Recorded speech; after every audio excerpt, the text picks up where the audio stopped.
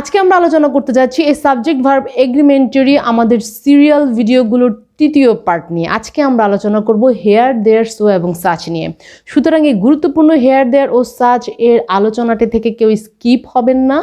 আশা করি আপনারা আমাদের সাথেই থাকবেন। যারা এখনও চ্যানেলটি সাবস্ক্রাইব করেননি প্লিজ সাবস্ক্রাইব করুন, এবং যারা সাথে আছেন এবং সাবস্ক্রাইব করেছেন তাদেরকে অনেক ধন্যবাদ। আমরা শুরুতে দেখব কিভাবে সেন্টেন্সে হেয়ার দেয়ার সো সাচ এর ব্যবহার হয়। অনেকে মনে মনে ভাবতে পারেন হেয়ার দেয়ার সো সাচ অনেক সহজ কিছু শব্দ, হেয়ার দেয়ার তো রেগুলার ব্যবহার করেই যাচ্ছে, এটার আবার কি শেখাবে।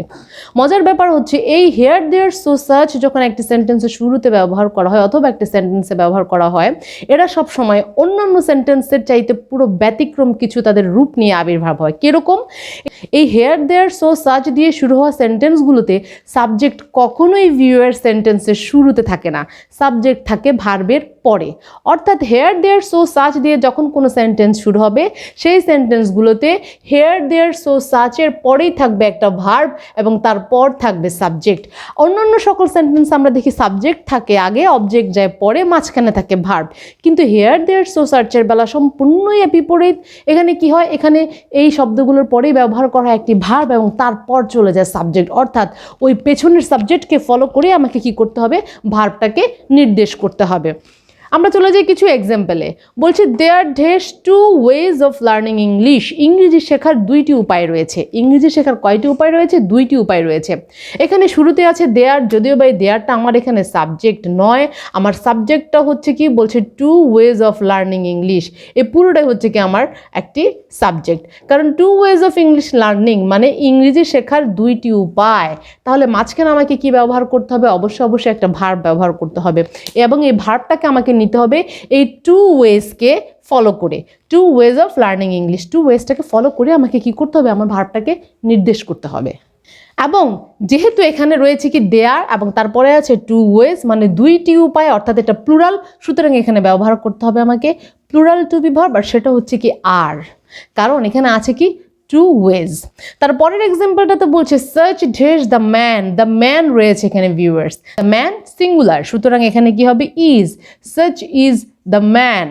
কিন্তু যদি এখানে ম্যানের জায়গায় মেন থাকতো তাহলে আমাদের ইজটা হয়ে যেত কি আর।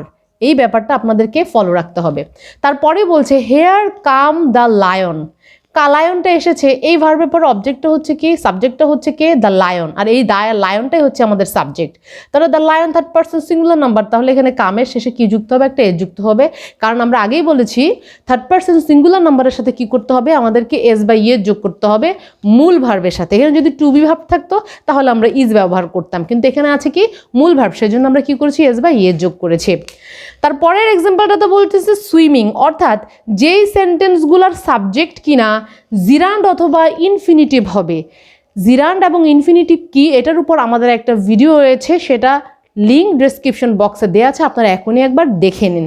যখন কিনা আমরা কোনো সেন্টেন্সের সাবজেক্ট এরকম আইএনজি যুক্ত জিরান্ড অথবা ইনফিনিটিভ পাবো তখন তার পরের ভার্বটা অবশ্যই সিঙ্গুলার হবে, কারণ এই জিরান্ড এবং ইনফিনিটিভ দিয়ে শুরু হওয়া সাবজেক্টগুলোর সেন্টেন্সে সবসময় তারপরে কি নিয়ে থাকে?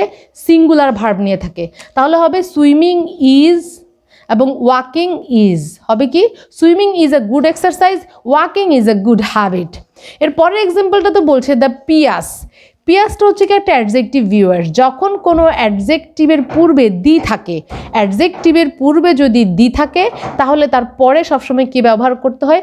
প্লুরাল ব্যবহার করতে হয়। তাহলে দ্য পিয়াস এর প্লুরাল হবে কি? Are. The pious are happy, the pious are happy. এখানে যদি এরকম থাকতো দ্য পুয়ার তাহলে হতো the poor are not happy. তারপরের সেন্টেন্সটিতে আছে $20 dash not a lot of money. $20, এই $20টা কিন্তু দেখতে পুরোই প্লুরাল, তাই না? আচ্ছা, তারপরের এক্সাম্পলটাতে বলছে দ্য কমিটি। একটা কমিটিতে একাধিক সদস্য থাকে, এটাও দেখতে প্লুরাল, তাই তো? আচ্ছা, তার আগে আমি একটু ভেঙে বলে নিই। এই ধরনের $20 অর্থাৎ যখন এরকম কালেকটিভ নাউন থাকবে, কালেকটিভ নাউনগুলা দেখতে প্লুরাল কিন্তু এরা ভার্বটা নিয়ে থাকে ভিউয়ার সিঙ্গুলার। এটা দেখতে প্লুরাল কিন্তু ভার্বটা নিয়ে থাকে সবসময় সিঙ্গুলার। এই ধরনের কালেকটিভ নাউনগুলো, এই ধরনের দেখতে প্লুরাল কিন্তু ভার্বগুলো হবে কি সিঙ্গুলার, যেমন ইজ হবে, তাহলে হবে $20 is not a lot of money. $20 যথেষ্ট পরিমাণে টাকা নয়। সুতরাং এই ছোট ছোট কিন্তু খুবই গুরুত্বপূর্ণ কিছু সাবজেক্ট ভার্ব এগ্রিমেন্টের রুল জেনে নিশ্চয়ই আপনারা উপকৃত হয়েছেন। ভালো লাগলে লাইক করুন, কমেন্ট করুন এবং শেয়ার করে দিন। সাথে থাকার জন্য ধন্যবাদ এবং অবশ্যই চ্যানেলটা সাবস্ক্রাইব করবেন।